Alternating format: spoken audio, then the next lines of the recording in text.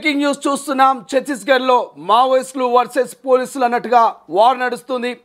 ఒకరి మీద ఒకరు ఎత్తుకు పై ఎత్తులు వేసుకొని దాడి చేసుకుంటున్నారు. ప్రస్తుతం ఈ సంఘటన చర్చనీయాంశంగా మారింది. వరుసగా మావోయిస్టులు వర్సెస్ పోలీసుల మధ్య ఈ మధ్య కాలంలో కాల్పులు జరుగుతున్నాయి. కాల్పులకు సంబంధించి మనం చూస్తూ ఉన్నాం, వార్తలు వింటూ ఉన్నాం. సో వరుసగా మావోయిస్టులు మరణిస్తున్నారు. కానీ తాజాగా మరి మావోయిస్టులు ఏర్పాటు చేసిన మందు పాత్రకు 2 జవాన్లు గాయమైనట్టు తెలుస్తోంది. సో దానికి సంబంధించినటువంటి అప్డేట్స్ మనం ప్రస్తుతం చూస్తున్నాం. సో ఎక్కడికి వెళ్ళినా మావోయిస్టులకు సంబంధించినటువంటి వార్తా కథనాలు గత కొన్ని రోజుల నుంచి కూడా ప్రచురం అవుతున్నాయి. అవి ప్రధానంగా ఛత్తీస్గఢ్ కేంద్రంగానే ఆ వార్తా కథనాలు బయటకు వస్తున్నటువంటి పరిస్థితి. సో తాజాగా ఛత్తీస్గఢ్లో మావోయిస్టులు వర్సెస్ పోలీసులు అన్నట్టుగా వార్ కొనసాగుతుంది. ఒకరి మీద ఒకరు ఎత్తులకు పై ఎత్తులు వేస్తూ దాడులకు దిగబడుతున్నారు. ఛత్తీస్గఢ్ నారాయణపూర్ జిల్లా అంబాయి ఐరన్ ఓర్ మైన్స్లో మావోయిస్టుల అమర్చిన మందు పాత్ర పేలి 2 జవాన్లకు తీవ్ర గాయాలయ్యాయి. గాయపడిన జవాన్లకు నారాయణపూర్ ప్రభుత్వ ఆసుపత్రికి తరలించారు. మరోవైపు ఛత్తీస్గఢ్ బిజాపూర్ జిల్లా పూజారి కాంకేరి పోలీస్ స్టేషన్ పరిధిలోని తమిళబట్టి గ్రామాల్లో మావోయిస్టులు భారీ స్మారక స్తూపాన్ని పేల్చి ధ్వంసం చేశారు. కొద్ది రోజుల క్రితం ఇదే ప్రాంతంలో ఎదురు కాల్పులు 12 మంది మావోయిస్టులు మృతి చెందారు.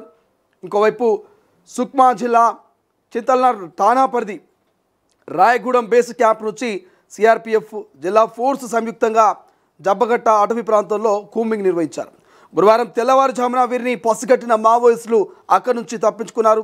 మావోయిస్టులకు చెందిన 3 స్వదేశీ తయారీ తుపాకీలు, 3 కిలోల టిఫిన్ బాంబులు, 20 కిలోల యూరియా, 15 మీటర్ల పవర్ కార్డు, 5 సోలార్ బ్యాటరీలు, దోమల తెర, 20 బ్యాటరీలు, 2 క్లైమోర్ మెన్స్ పంపులు, ఇక ట్యాబ్లెట్స్, మంచినీటి డ్రమ్ములు, విప్లవ సాహిత్య పుస్తకాల్ని భద్రతా బలగాలు స్వాధీనం చేసుకున్నాయి. ఇదిలా ఉంటే ఛత్తీస్గఢ్ రాష్ట్రం దంతెవాడ జిల్లా బార్సూర్ పోలీస్ స్టేషన్ పరిధి తూస్వాల్ గ్రామ పంచాయతీలోని తోడుమ్మ కోహకాబేడ గ్రామాలకు చెందిన 8 ఆదివాసీ కుటుంబాలను మావోయిస్టులు గ్రామ బహిష్కరణ చేసి ఆ సంఘటన ఆలస్యంగా వెలుగులోకి వచ్చింది.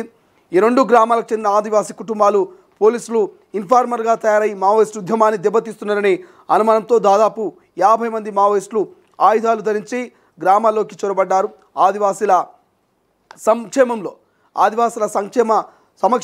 ఆదివాసీల సమక్షంలో ప్రజాకోర్టు నిర్వహించి ఇటీవల జరిగిన ఎన్కౌంటర్లో అనేక మంది మావోయిస్టులు ప్రాణాలు కోల్పోయారని, ఈ ఘటనలు 2 గ్రామాల్లో ఉన్న 8 ఆదివాసీ కుటుంబాల కారణమేంటూ ఆరోపణలు చేశారు. వెంటనే మీరు గ్రామాలని విడిచి వెళ్ళిపోవాలని, లేకపోతే ప్రాణాలు తీస్తామంటూ మావోయిస్టులు హెచ్చరించారు. మాకు ఏమీ తెలియదని మమ్మల్ని విడిచిపెట్టాలంటూ ఆదివాసులు వేడుకున్న మావోయిస్టులు అంగీకరించలేదు. చేసేదేమీ లేక కిలేపాల్, వహన్నాపూర్ గ్రామాలకు వివిధ వాహనాల్లో తమ సామాగ్రితో ఆదివాసులు వెళ్ళిపోయారు. మరోవైపు మావోయిస్టుల కదలికల నేపథ్యంలో Bhadrachalam SP Vikrant Kumar Singh community connect ప్రోగ్రాంలో భాగంగా ఛత్తీస్గఢ్ బార్డర్లోని చర్ల మండలం బట్టిగూడెం, రామచంద్రపురం గ్రామాల్లో పర్యటించారు. ప్రతి ఇంటిని సందర్శించి వారి యోగక్షేమాలు, సమస్యలు అడిగి తెలుసుకున్నారు. నిషేధిత మావోయిస్టు పార్టీకి ఎవరు సహకరించొద్దంటూ సూచించారు. గ్రామాల్లో ఎవరైనా కొత్త వ్యక్తులు వస్తే వెంటనే పోలీసులకు సమాచారం ఇవ్వాలంటూ కోరారు. ఇక గ్రామ సమస్యల్ని పోలీసులకు వివరించాలంటూ పరిష్కారానికి కృషి చేస్తామంటూ ఆదివాసీ బిడ్డలకు పోలీసులు భరోసానిచ్చేటువంటి ప్రయత్నం చేశారు. ఇది ఓవరాల్గా వరుసగా ఎన్కౌంటర్లు, వరుసగా మావోయిస్టులు వర్సెస్ పోలీసుల మధ్య జరుగుతున్నటువంటి ఈ యొక్క భీకరమైనటువంటి యుద్ధ వాతావరణం మనకు ఛత్తీస్గఢ్ ఆ అటవీ ప్రాంతాల్లో కనిపిస్తుంది. సో ఇప్పటికే వరుస మావోయిస్టుల మరణాల తర్వాత మావోయిస్టులు అలర్ట్ అయ్యారు. ఆదివాసీ కుటుంబాలు ఎట్టి పరిస్థితుల్లో పోలీస్ ఇన్ఫార్మర్గా మారొద్దు, పోలీసులకు సమాచారం ఇవ్వద్దు. ఏదైనా సమాచారం ఇస్తే ఖచ్చితంగా అక్కడటువంటి ఆదివాసీ బిడ్డల మీద యాక్షన్ తీసుకుంటాం, ప్రజాకోర్టులో శిక్షలు వేస్తామంటూ భయభ్రాంతులకు గురి చేసినట్టుగా కొంత సమాచారం తెలుస్తుంది. చూద్దాం మరి ఆదివాసీ బిడ్డలు పోలీస్ ఇన్ఫార్మర్గా నిజంగానే పనిచేశారా?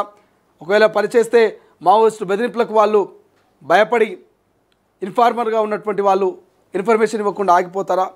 లేక ఏం జరుగుతుంది? నిజంగానే ఈ రకమైనటువంటి ఛత్తీస్గఢ్ అడవి ప్రాంతాల్లో మరి తుపాకుల మోత భవిష్యత్తులో ఫుల్ స్టాప్ అవుతుందా, ఇంకా కంటిన్యూ అవుతుందా చూడాల్సిన అవసరం ఉంది. ప్రపంచంలో ఏ మూల ఏ క్షణం ఏం జరుగుతుందో వేగంగా తెలుసుకోవడానికి తొలి వెలుగు వాట్సాప్ ఛానల్ని ఫాలో చేయండి.